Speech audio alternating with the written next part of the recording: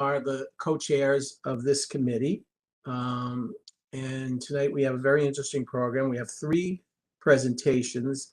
The first by Audrey Diop and her supervisor, who is here. That's Dawn Shook. If I got your name right. Yes, but you got it backwards. She's my supervisor. Oh, I'm sorry. I'm sorry. Executive director. Okay. Okay. All right. So we have Audrey's the supervisor and Dawn, her person who works under her. So anyway, Audrey is from the Department of Social Services.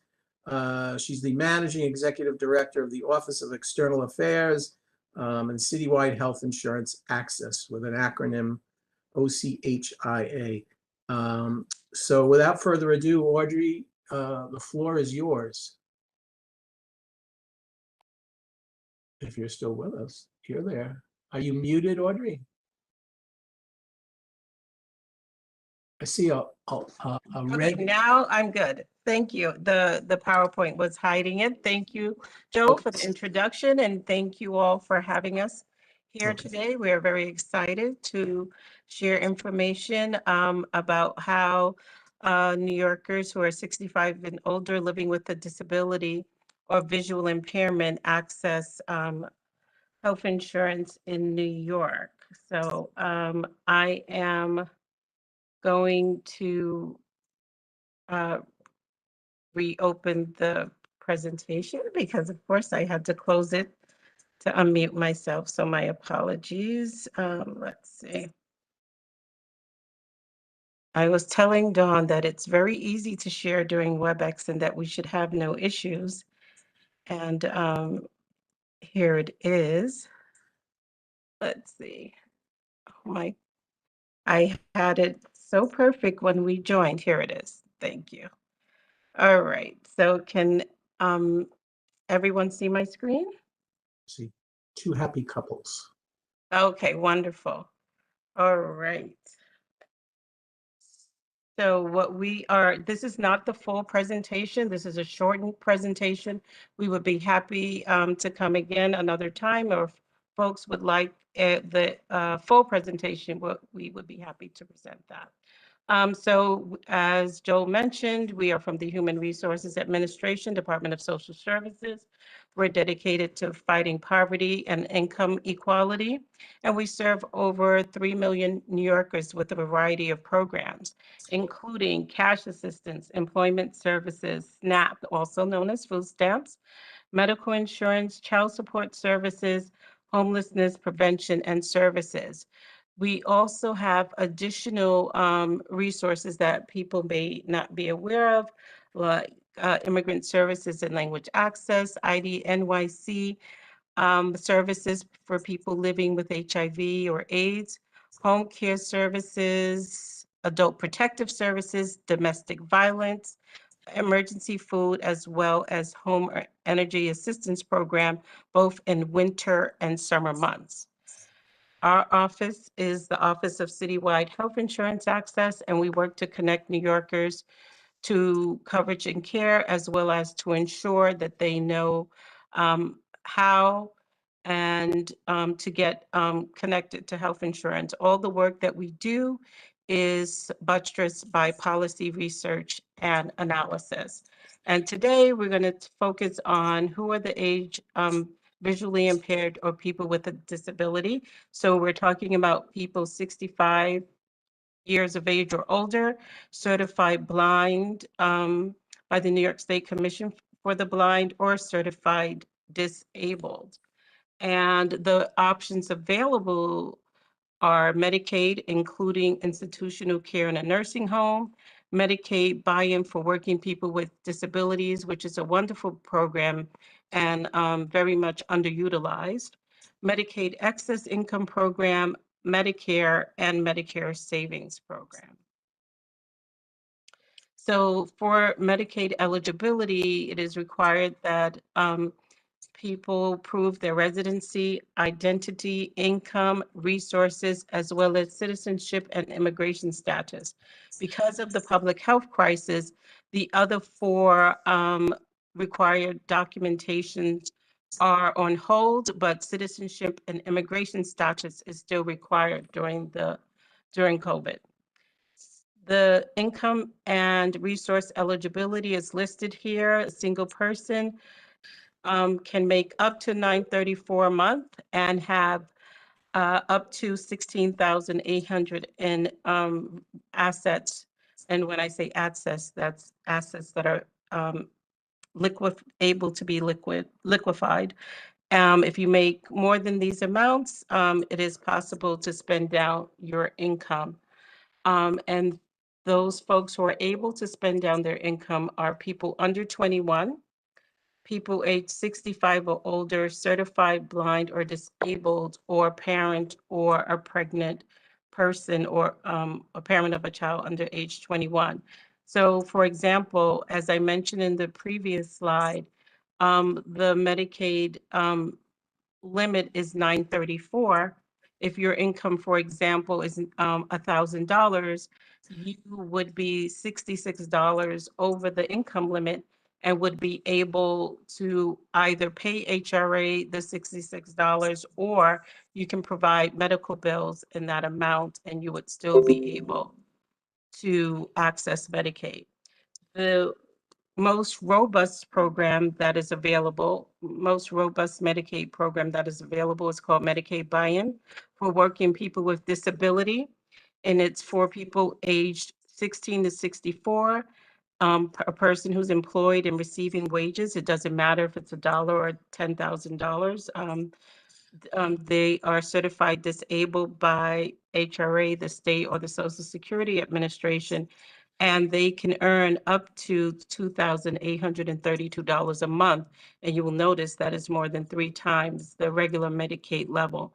And they can also have resources up to $20,000. And of course, a couple is listed because of time.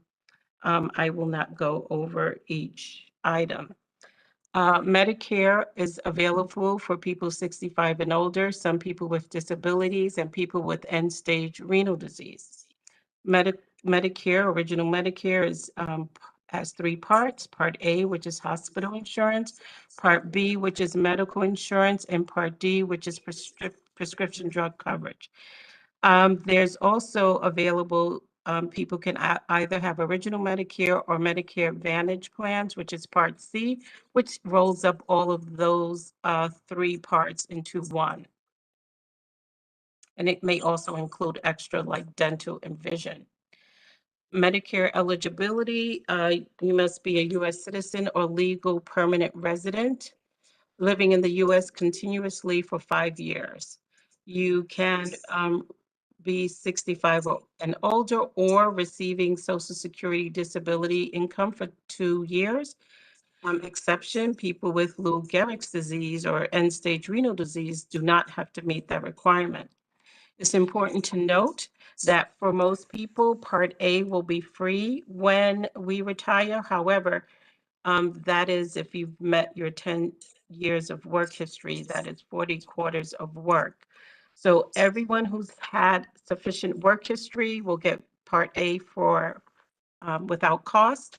However, if you've worked less than 30 quarters, it will cost $4.99 a month for Part A. And if you work 30 to 39 quarters, it will be $274 a month for Part A. And that is for the whole time that you are enrolled in Medicare. Part B, again, is the medical portion. That is what you use when you see a doctor. And that premium is determined by the salary 2 years prior to your retirement. So for example, if you retired in this year, your income they would use your 2020 income. So a person with adjusted gross income of up to $91,000 in 2020, their Medicare Part B will be $170 a month.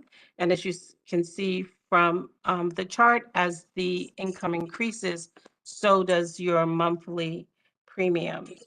One thing I will say, it's very important to enroll in Medicare on time.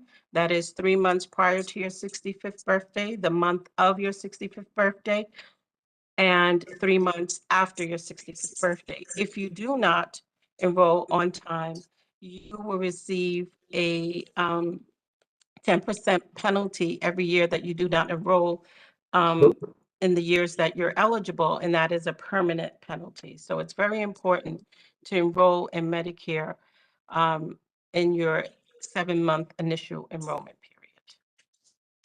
So there is help for some folks, depending on income, to pay for the Medicare costs. That includes paying for Medicare premiums, depending on income, of course, as well as paying for other Medicare cost-sharing expenses, because as you may know, Medicare does not cover all costs. And so QIMBY is a qualified Medicare beneficiary program, and one may have an income of up to $1074 a month and get that program, and that program helps pay for Medicare Part B premiums, as well as some deductibles. And you can have both Medicare Savings Program, qualified Medicare beneficiary program, as well as Medicaid. However, if you have both programs, there is a resource test. That means you have to meet the resource test I mentioned previously, or if you just need these programs to help pay for Medicare costs, you can just enroll in those programs. I'm not going to talk about SLIMB, and I specified low-income Medicare beneficiary program, and I'll tell you why in a moment. The last program is QI1, which is qualified individual, and one can have an income up to a single person up to $1449 a month, or a family of two, $1960. And the reason why I did not go over the SLIMB program is because as of January of next year, it will no longer exist. People will be able to get QIMBY who were eligible for SLIMB because it had a higher income eligibility level. So what the New York State budget did, that was passed, it raised the Medicaid income eligibility for people 65 and over and people with disabilities. So remember I mentioned the 934, that will be raised to $1,563. So a person who was formerly eligible for Medicaid at 934 this year, they will have a higher income eligibility next year. It also increased the resource limit that I mentioned, and it will, again, increase the income limit for the qualified Medicare beneficiary program. The key thing that is happening March 1st, undocumented immigrants age 65 and over will be eligible for Medicaid. They will be required to join a mainstream Medicaid managed care health plan. But this is a new, this is very new, and it will reduce the uninsured rate among undocumented older adults. So this, enrolling in these programs can be complicated. And because of that, the state realized that people need help to gain access to Medicaid, as well as the programs to help pay for Medicare costs. So we have been lucky to receive a grant through Public Health Solutions to help people enroll free of charge, of course. And the number to call for that help is 347-396-4705.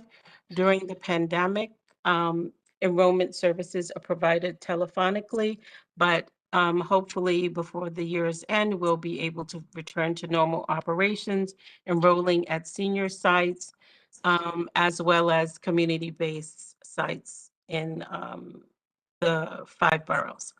If you would like, as I mentioned, a more detailed presentation, you can email Shauna or Dawn, who's email addresses appear. And of course, we will forward this presentation tomorrow.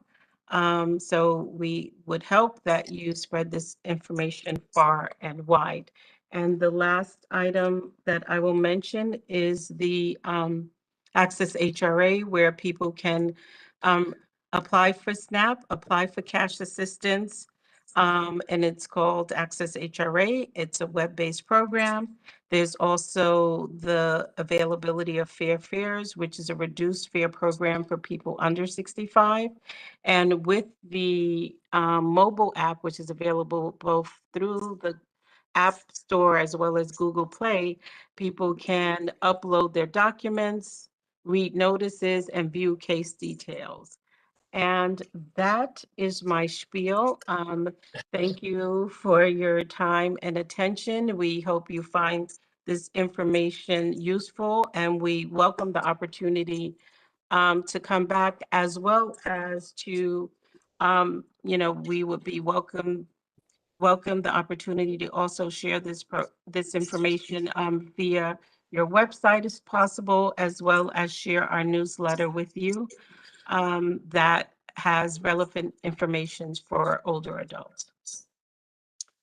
Audrey, thank you. Thank you very much. You hit on what was going to be my question before I open it up to anybody else who wants to ask questions, which is, can you have a way of helping people through this incredibly complex process? All of these programs, I myself, reasonably intelligent person, had to spend so much time figuring out the Medicare maze when I turned 65, which was a few years ago. And I'm helping my wife, who's reaching near that age. Age, right. Don't anybody repeat that, okay? And and it's just so complicated, the interactions. I mean, we're talking about helping people of limited means, but if you have some means, you have to figure out how to use the B and the D and the income, the whole income thing.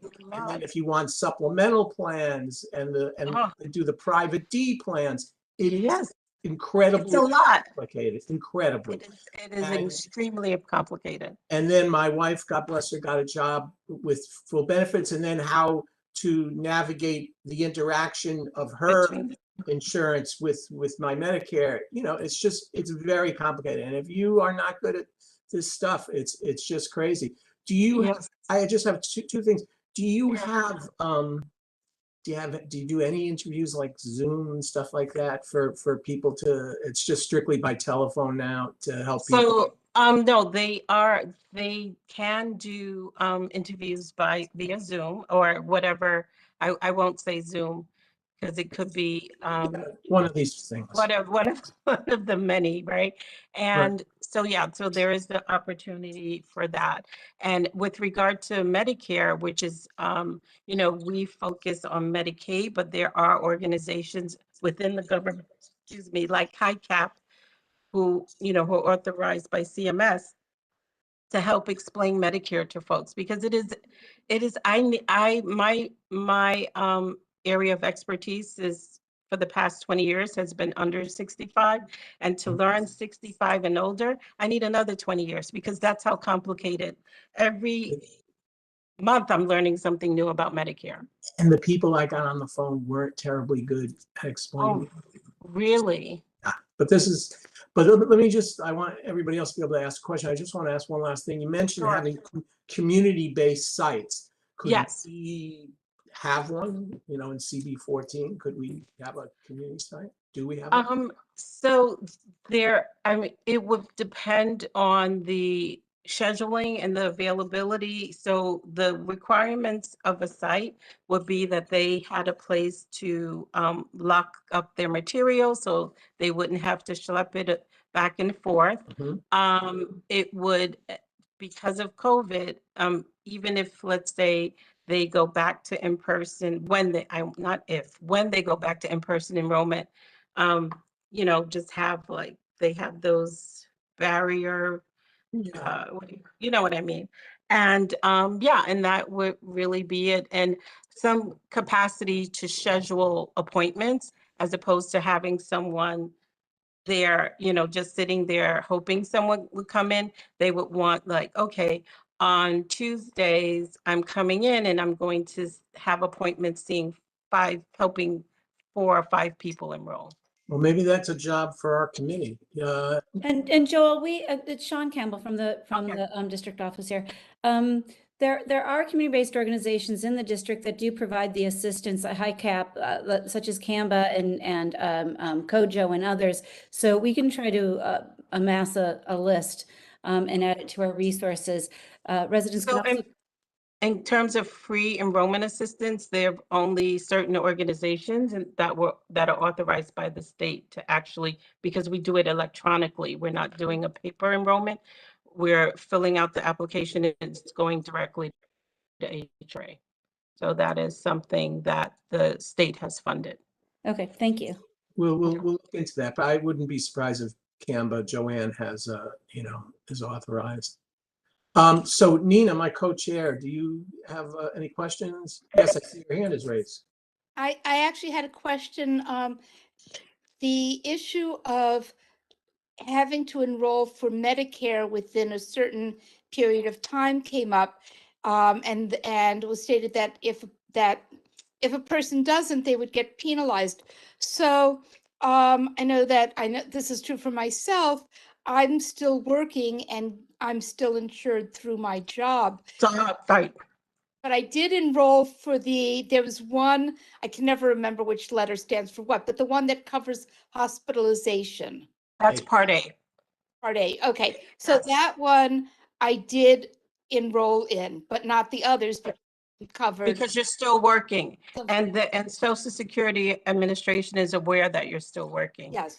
So, yeah, so there's no penalty So for you. there's no penalty in that situation. No penalty for you. I just wanted to know how that was. Yes. I hear things from other people and they say, oh no, if you're not Medicare now, you're going to be. Yeah. I would add to that you have to enroll in A as a Yes. requirement of your private insurance that you have, because God forbid you're hospitalized and you didn't, your private insurer can say, sorry, you were supposed to enroll in A, and you could get a big fat bill. Yeah. Oh, you had Dwayne Joseph had his hand up, and then Yeah. Corazon Valente was next. Dwayne? Thank you so much. And thank you, Audrey, for the wonderful presentation. I'm actually curious about your services for people with disabilities. Sure. You mentioned that you'll administer a few services for them, as well as people that are of a certain age. Yes. I guess just for clarification, does HRA administer the Section 8 services for people with disabilities? And if yes, how do folks go about applying for it? And then as a secondary question, separate to that, do you guys do presentations for community-based organizations? So the first question, no, Section 8 is through, I believe it's through NYCHA, if I'm not mistaken. And so what we do with regard to the unhoused is to connect people to shelter. So that's what HRA does, because we are now joined with the Department of Homeless Services. So they're connected to us as an agency.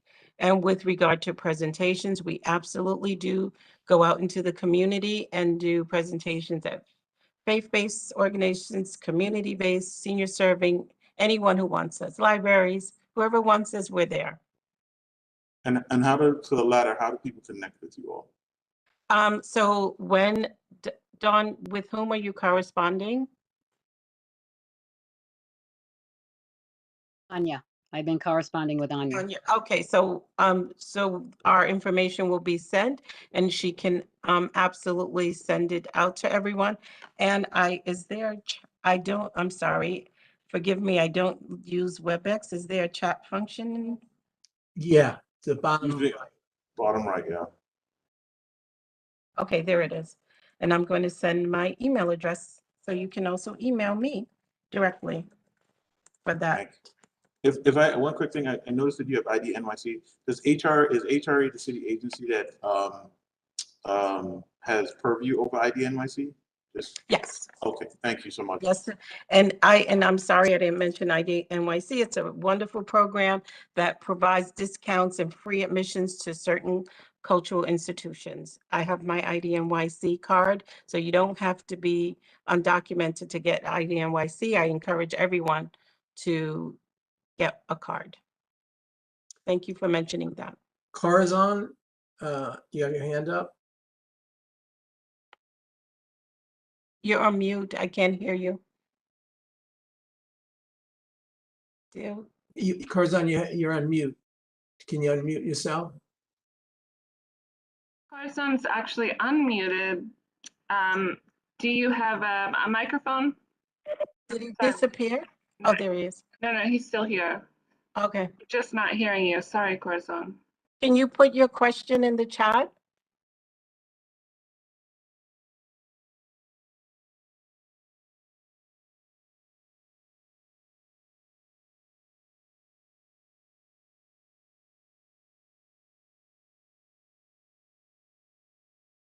Spend down, you mentioned HRA, but I wondered, are pooled income trusts still an option? Absolutely, pooled income trusts are option. Thank you for pointing that out. So there are, or HRA doesn't do pool trusts. There are organizations who do set up pools trusts for folks, and it is absolutely an option. And as you may know, those are typically not irrevocable. That's would like a family do that, or I'm sorry? would a family do that if you? So no, let's say I'm 66 or however old, and my income is high, just like Corazon said, and it's so high, it's maybe $400 or $500 over the Medicaid limit. I can set up a pool trust to pay my rent, to give me my, get my groceries. So that reduces, so that money I will never have access to. It goes, the pool is in charge of it. And so that reduces my income and makes me then eligible for Medicaid. So I can set that up. A child can set that up for their parent. A spouse can, it depends if the person is able to set it up themselves, if they're, still able to do so. Very good. Audrey and Dawn, thank you very, very, very much. It was extremely interesting, and we will report your presentation to our board, and Sean will post your presentation to our website. Wonderful. And also, I mean, if it's possible, if there's a resource area of your website, if we could have our website, which is nyc.gov/highlink, which has everything you ever wanted to know about health insurance. And we also have videos that we've produced about Medicaid excess income, as well as about Medicaid in general. So Anya, Sean, can we do that? Sean says yes. thank you so much for your time and attention. I wish you You. all a wonderful summer. And if we can be of any help, please, you have Dawn's, Shauna's, as well as my email address, and we're here to help. Okay, can we visit you where all these trees are that are behind you? Well, actually, I wish you could, except that it's a virtual space. Okay. Live at the beach, though. You're welcome to come anytime. Yeah, Dawn is at the beach. You can go. Okay. You can All go right. there. Good to And know. Corazon, I'm sorry that was such a long process. No, that was very fine. So do we have Bridgette here? Yes, we do. Yes, I'm here. No, I'm sorry, Brianna. Brianna's next. Okay. Am I next? Brianna is next, and you're in my world here. Tenant and legal counseling services presentation. Yes. I'm a lawyer. Oh, are you a lawyer? And did landlord tenant law for indigent tenants many, many, many years ago. Oh.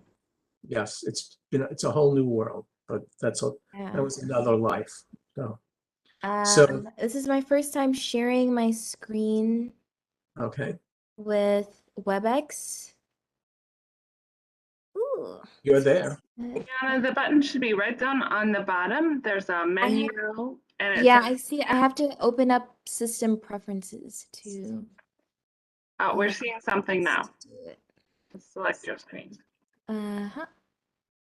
Allow the apps. It's not letting me click the apps. Click the lock to make changes. Okay, sorry.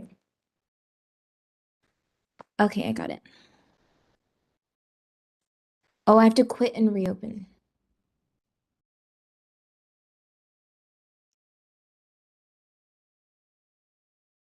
Okay, let's see if it works now. It's not letting me share my screen unless I quit the app and reopen. So I think instead of showing the slides, I'll just dictate them to you. Or we could swap, Joel, sorry to jump in, this is Anya. If you wanted to swap presentations, that would be an option too, since Bridgette is here. Yeah, we could move on to the third and we'll come back to you. Okay, sure. Happy to do so. All right, let me just share my screen. 1 second. So Nina, this is your area. Maybe you should do the introduction here. Okay, thank you. Yeah, wow, I've been really looking forward to this presentation, Ms. Ingram, because this is New York City Health and Hospitals, specifically Coney Island Hospital, which is straight down Ocean Parkway from where most of us live. And I understand that there are big changes going on there.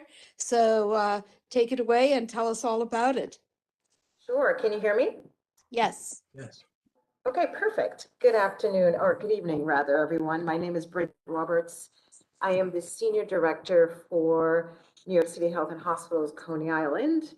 And as was mentioned, I would love to bring the community board up to speed on all the exciting news and happenings of Coney Island Hospital. So this first slide shows a rendering of what will be the new entrance in 2023 for what will be New York City Health and Hospitals South Brooklyn Health. So that will be the name of the campus. And the new 11-story hospital that's being built on the corner of Avenue Z and Ocean Parkway, which was funded through FEMA, will be called the Ruth Bader Ginsburg Hospital. Yay.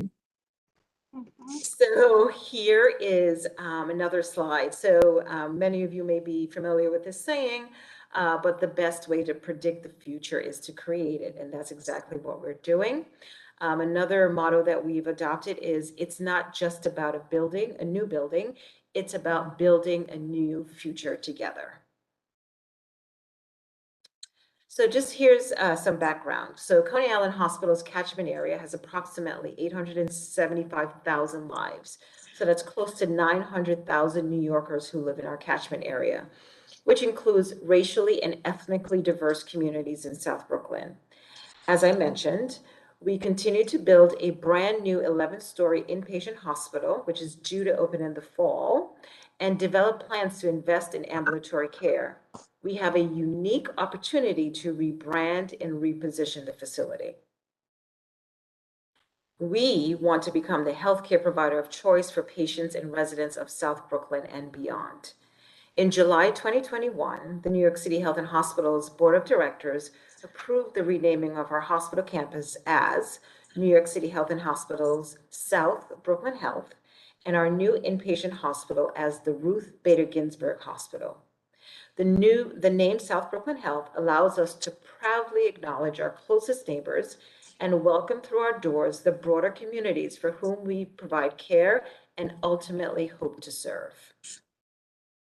Naming our new inpatient hospital after the late U.S. Supreme Court Justice is in keeping with Health and Hospitals' vision to be a fully integrated, equitable health system that enables all New Yorkers to live their healthiest lives. Justice Ginsburg stood for truth, equality, and justice, and she gave voice to the voiceless. Her example will challenge us to ensure that the new South Brooklyn Health and its Ruth Bader Ginsburg Hospital will be the healthcare provider of choice for all people from all communities and backgrounds in the South Brooklyn area. The Health and Wellness Institute, which is currently the main building, will remain the location of our ambulatory care services. The name changes, as I mentioned, will become effective in the fall of 2022 when the new hospital building officially opens. The campus transition is a multi-year process. There will be something for everyone. So what's in the Ruth Bader Ginsburg Hospital? The hospital actually consists of two buildings. As I mentioned, there is a new structure that's being built through FEMA funding that will be called the Ginsburg Building or the G Building.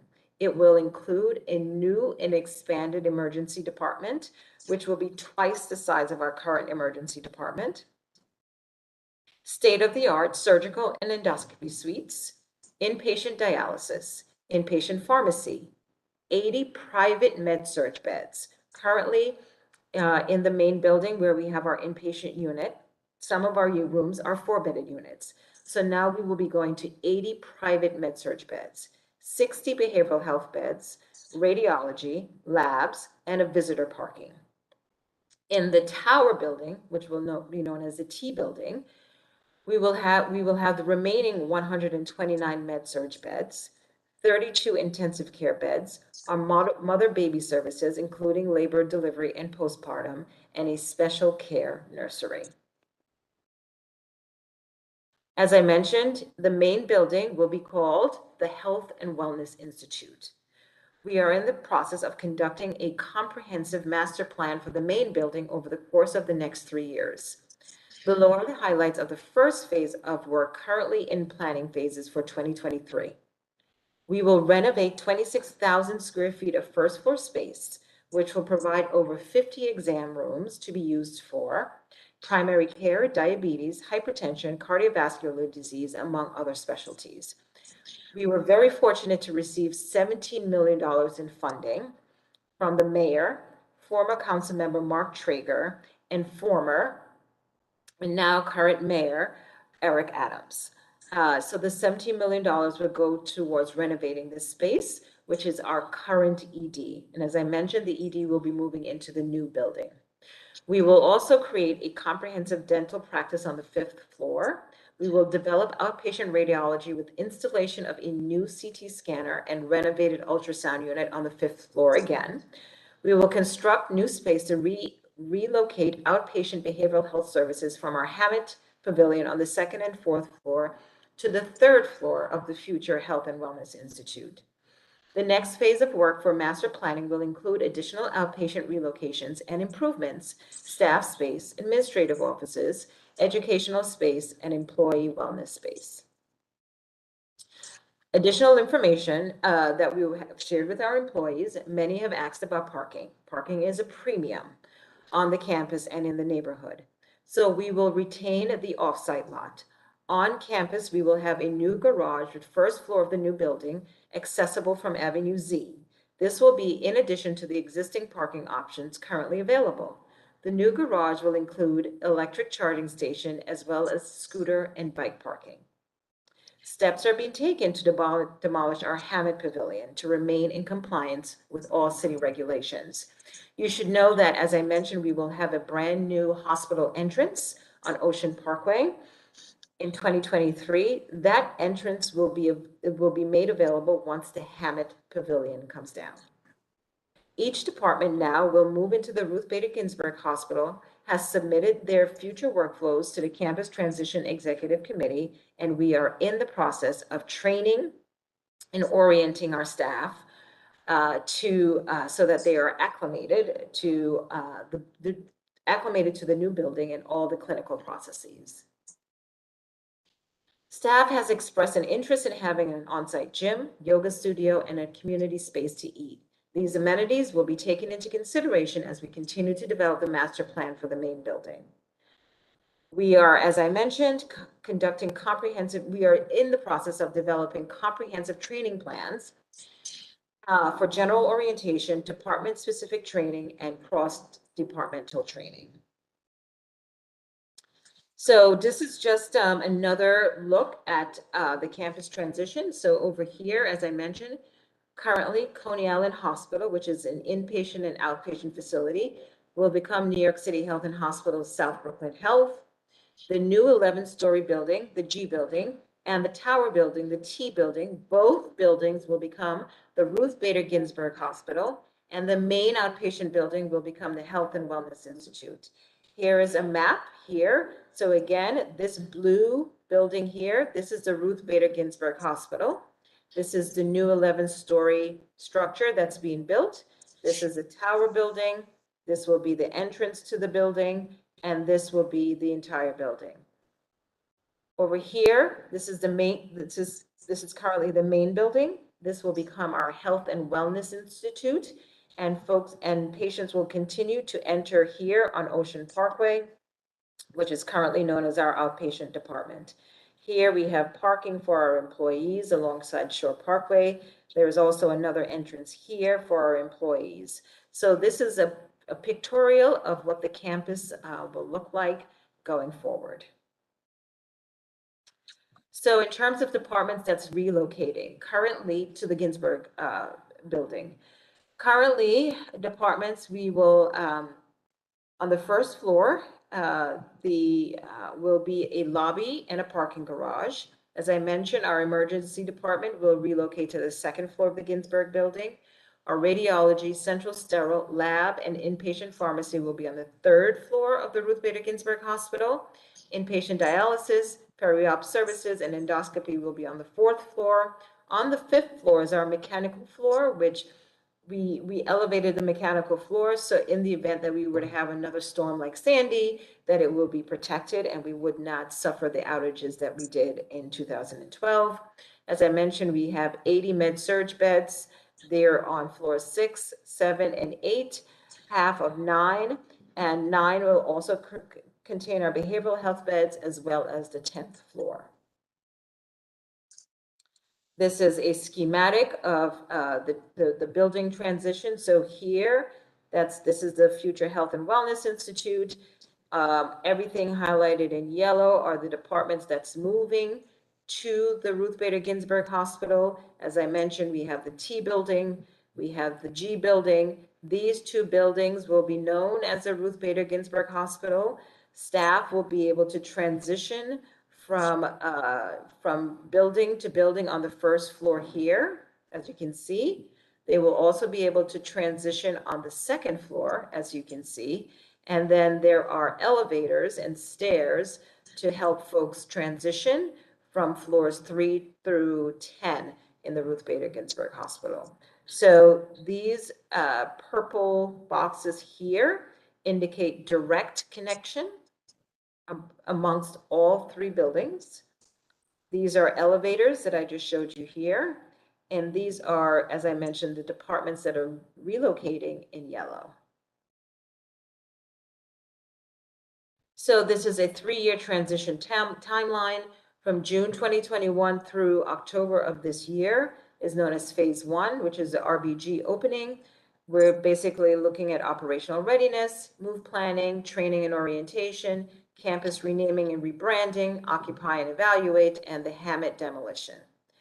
Phase 2, which is January 2023 through June of 2023, is phase 2, conversion of our former emergency department into ambulatory care. As I mentioned, we received $17 million to do so. We'll have a focus on radiology, dental, labor and delivery, and opening of our new RBG entrance. And then in year 3, June 2023 through June 2024, phase 3 of our master planning, we'll have an ambulatory redesign, staff support and wellness, education and research, administrative offices, digital signage, and wayfinding. This is another way of showing the timeline. As I mentioned, 2021 through 2022 is our operational readiness. We're currently in, we did our move planning. We're currently in training and orientation through September, and then we will occupy and evaluate the building And that phase is late July through October. So we expect to have our temporary certificate of occupancy on July 19th. What this means is that the construction company Turner will now turn over the building to Coney Island Hospital and say, this is now your building. So you have to get it ready for occupancy by the patients. We expect to have our DOH inspection on August 17th. These dates, you should know, are approximate dates. And so as we get closer to the date, we will see if we can actually stick to the July 19th and August 17th. And as I mentioned, anticipated moves, late September through early October. And when I say anticipated moves, meaning for our patients to go into the new Ruth Bader Ginsburg Hospital.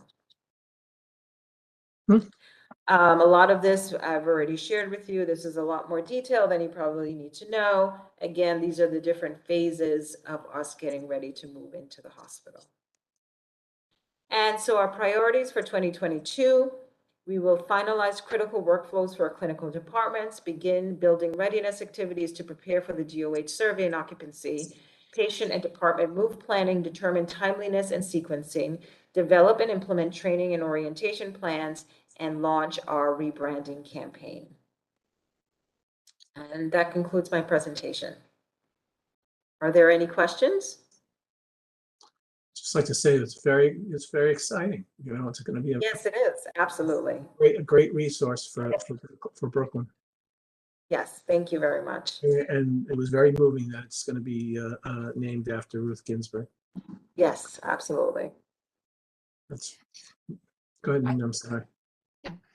I just wanted to comment, wow, it's amazing what's being done there. I'm, among other things, I'm a professor of nursing and have worked in with my students in a number of HHC hospitals. And if you want to get your pedometer out and get your however many footsteps they recommend every day, Yep. Yeah. because they're all just so. There's just so much going on. And so I'm really excited about this. And who knows, maybe I'll get to bring some of my students there for their clinical rotations. Absolutely. We would welcome you. And I just left my information in the chat. So please feel free to email me. Oh, wonderful. Thank you. Any additional questions? I can't see. Not seeing any additional hands up. It was a very thorough presentation. Wonderful. Thank Okay, you. so I'm actually at a conference now. So if there aren't any questions, I'm going to actually close out of the meeting. And as I mentioned, I left my email address in the chat. So please feel free to reach out to me if you think of anything once I leave the meeting. Thank you so much, Bridgette. Okay, you're welcome. Have a good evening, everyone. Thank you. Take care. So Brianna, you think we got it together now? Yes, okay, let's see if I can share now. Okay, it looks like it's working. Beautiful. Okay. Thank you for your patience with that, Brianna, and for No, thank persevering. you for your patience. Yep. Actually, could you give me 1 second? I have to put my... See it. We see it. You're on. Great. Okay, I just How have do to you put my pronounce your cat away. last name? Oh, my last name is Soleyn. Soleyn. Okay. Soleyn.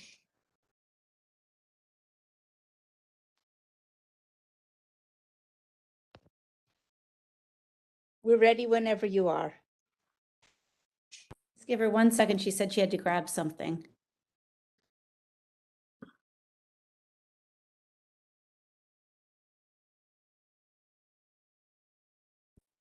Okay. Thanks. I just had to put my cat in the other room. So today I'll be presenting to you about what we do at IMPACCT Brooklyn. So no specific topic like the other presenters, just the work that we do and maybe how we can fit in with the other organizations that you guys work with. Let's see. Okay, so IMPACCT Brooklyn is a housing development org. We are located in central Brooklyn, kind of in Bed-Stuy, on the border of Bed-Stuy and Crown Heights. And we operate in central Brooklyn, so the areas of Fort Greene, Clinton Hill, Bed-Stuy, Crown Heights, Flatbush, and Prospect Heights. We've been a community development corporation since around the 70s to try to address urban blight, and we're still around. So some of the services we provide include homeowner services, so that means foreclosure prevention services, assistance with tax liens, people who are having trouble paying municipal debt, first-time home buyer workshops, including, things that you need to have together, financial readiness workshops, counseling for debt management. We also work with small business assistants, especially small businesses that are being priced out in our area because of gentrification. So that means leases, marketing, and loan applications. We develop new housing builds, and we renovate old developments. We have on-site social support housing, Gibb Mansion. I don't know the address off the top of my head, but that's also in Bed-Stuy. So there's hot meals, on-site counseling, help navigating healthcare and government benefits.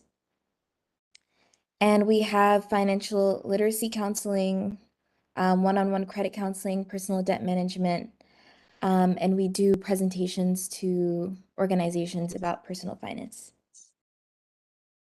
And I'm with the community organizing department, so I'll be talking a little bit about what we do in our department.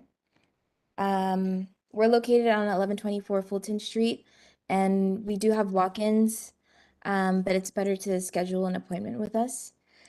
So part of what we do is to address something called predatory equity. It's when a landlord acquires a building, specifically a rent-stabilized building, and takes on more debt than the income that the building generates indicates its worth.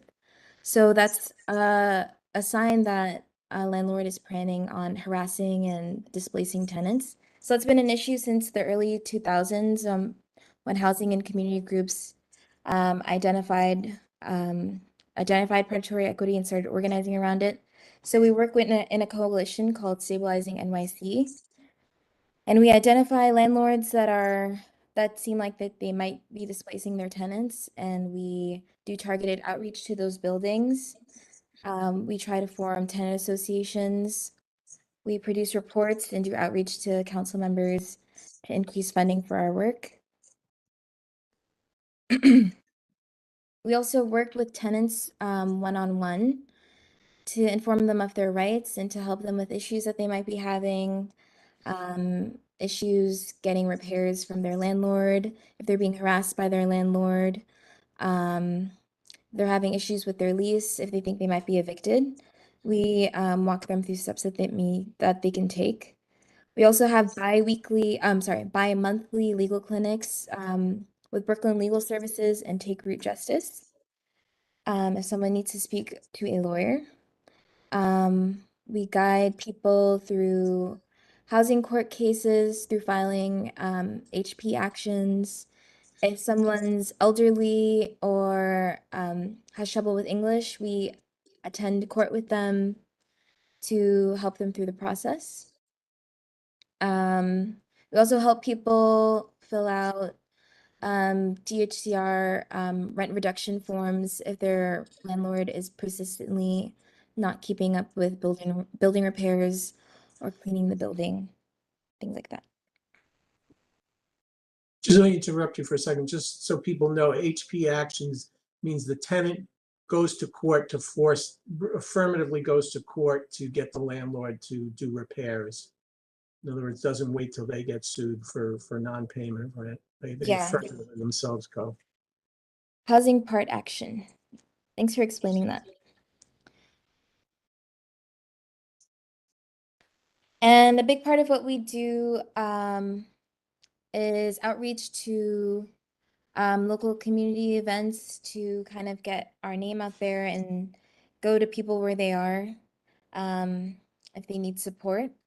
We do workshops on tenants' rights, so tenants' rights around eviction, HP actions, recertification for Section 8 tenants.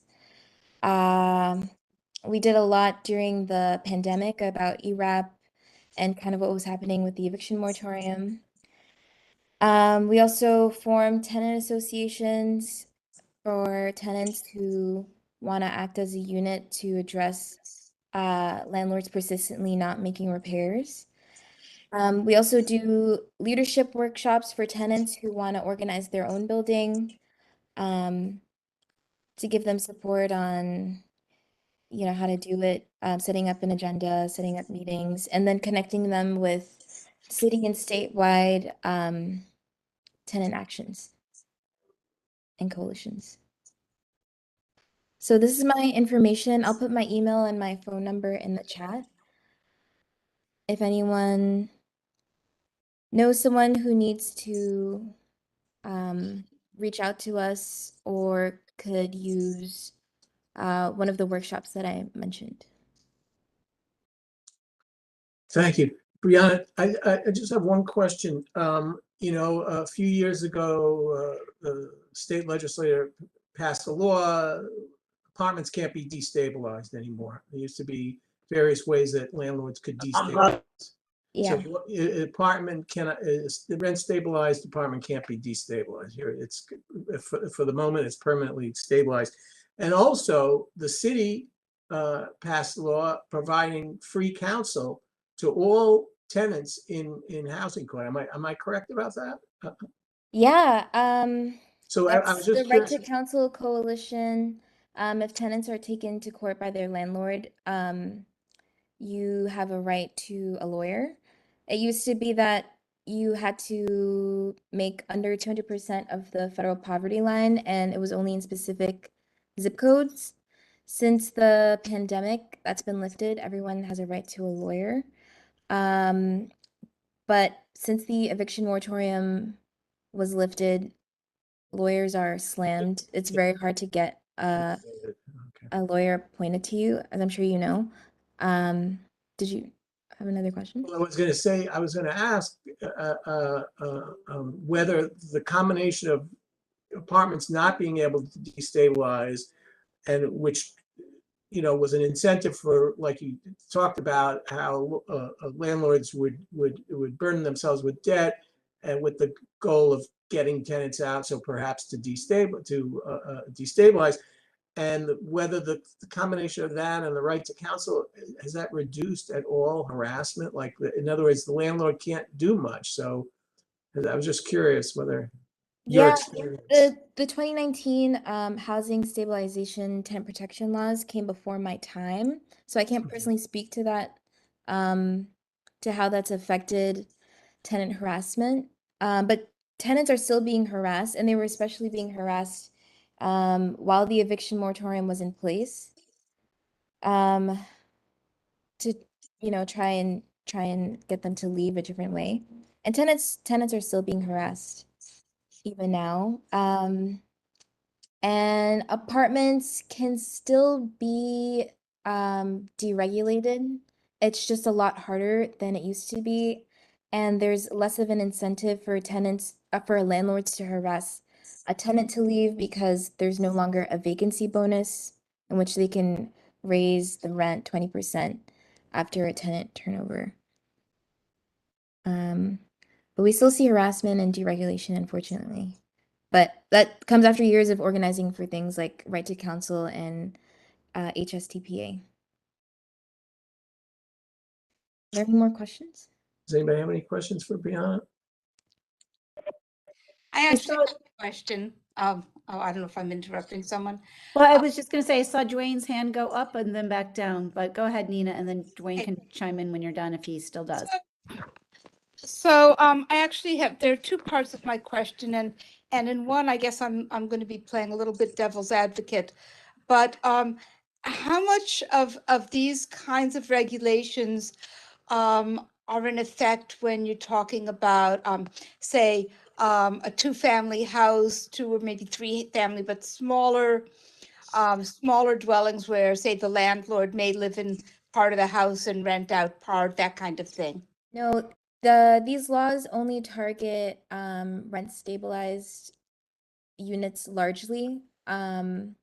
there's some parts of that law that Joel was talking about that target all tenants. But those are things like Yes. like you need to notify a tenant far enough ahead in advance that you're not going to renew the lease or raise their rent for a certain amount. But largely they target rent stabilized buildings, and those are more than 6 units and are income generating, not just There like are, your mortgage. Yeah.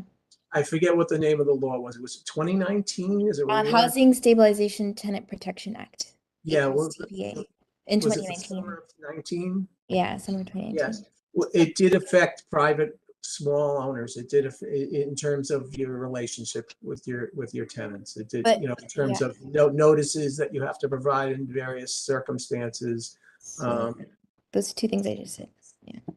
So So I guess here's the other part of my question, and we all know that costs on everything are skyrocketing, costs on materials, costs for, oil, gas, other kinds of things. So, I suppose if you're a conglomerate, one of these, really, mega landlords, you may, Who made money during the pandemic? pardon? Who Who made made money money? during the pandemic? They made money? Yeah. absolutely. They made money. Let's say some of the smaller landlords who maybe own a 6 or 8 dwelling unit, how do they get protected? I mean, if somebody comes in and they are paying whatever the rent they paid for the last, 25 years, I mean, at a certain point, it could become untenable. If you I have understand that. what you're saying. But those landlords still largely get increases every year. The Rent Guidelines Board is increasing the rent for rent stabilized tenants. And I mean, they are small landlords, but they largely aren't struggling. I mean, they're still property owning and, they have apartment buildings. It's like, do we prioritize largely the tenants or like the few landlords out there? Sean, you something?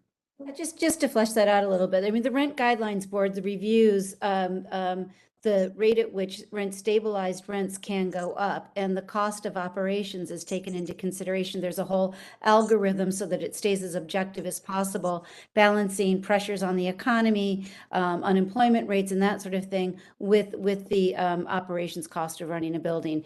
And nobody ever thinks it's fair. Landlords thinks it didn't go up enough and tenants think it went up too much, which is probably a sign that they hit it pretty spot on. And we could, I can put in a link to Rent Guidelines Board for that whole process, but those rents are increasing on an annual basis. Mhm. In the six and up unit buildings. You know what? I would ask my colleague Glenn Wolin, who's there with us. Hello, Yep. Glenn Wolin. I represented indigent tenants on behalf of Legal Aid when I was younger. But my take was during the pandemic, small owners took it on the chin. They really did, because tenants we wanted to keep tenants in their apartments, and if they didn't pay rent, it was too bad for the landlord. I just thought that they didn't get enough relief in my opinion. And this is my question to Glenn. If I had a bet, the value of rent stabilized buildings, small buildings, would have gone down. Am I correct about that? Do you know? Well, not exactly. It's always a multiple of the gross rent roll is the basis of the value. Okay. And then there's a secondary number that's applied to that based on the condition of the building and the neighborhood and so forth. But it is true that if you have a building with 20 or 30 or 130 apartments and one of them is non-performing, it's a very small percentage of your income and therefore doesn't affect you very much. If you have 6 or 7 apartments and one of them is non-performing, it can create some very serious problems. As long as all your tenants are paying rent, the increases that come through, as was stated, are never enough, but they are enough. Most people have long-term fixed rate mortgages. So that is the biggest expense that they tend to have, which is not going up on an annual basis. So the small increase to the rents only has to cover the increases in gas, electric, water, and so forth. And it almost always does, as long as everything else is running smoothly. But those small landlords, one little thing goes wrong and they can be in serious trouble. There you go. Thank you. Thank you, Glenn. Thanks, Glenn. So, Wayne's hand is still up. I'm sorry. Wayne. Yes, Okay. sir. Thank you again. And I love when Glenn talks housing because Yes. he puts it in a way that just makes sense for everybody.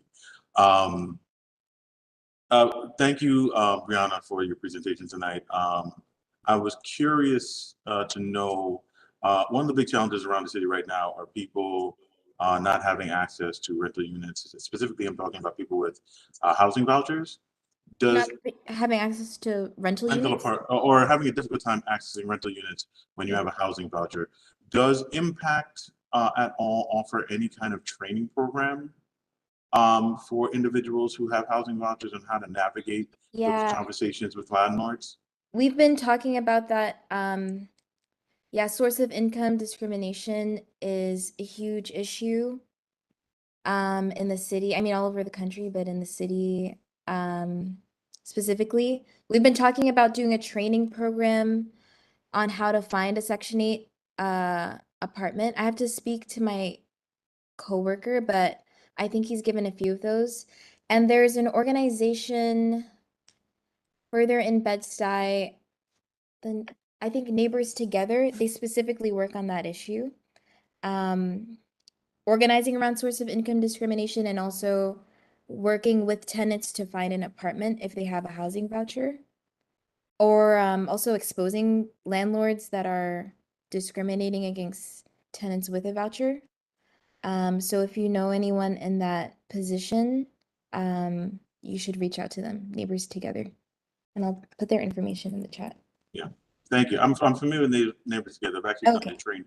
I've actually done their training, and it's helped me help house quite a number, like in the last 4 or 5 years, almost 20 people.